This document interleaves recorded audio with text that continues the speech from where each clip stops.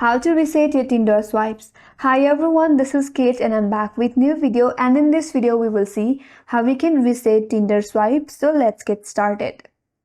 In case if you have missed or lose any of your Tinder swipes, so the only way or the way to reset your Tinder swipe will be, the first option will be deleting your Tinder application from your mobile device.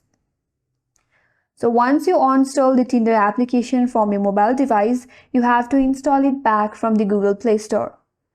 After you reinstall it back, you will be asked to log into your account. Once you log into your account, Tinder may help you to reset your swipes. So, uninstalling and reinstalling and relogging back into Tinder will also help you get your swipes back. If that doesn't help you, then you can wait for another 24 hours. Basically, waiting for 24 hours, Tinder will reset all your swipes automatically. So if you want to wait for 24 hours, you can wait for 24 hours to get all your Tinder swipes back.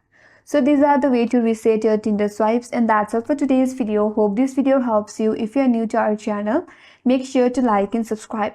Thank you for watching and stay tuned for more upcoming tutorials.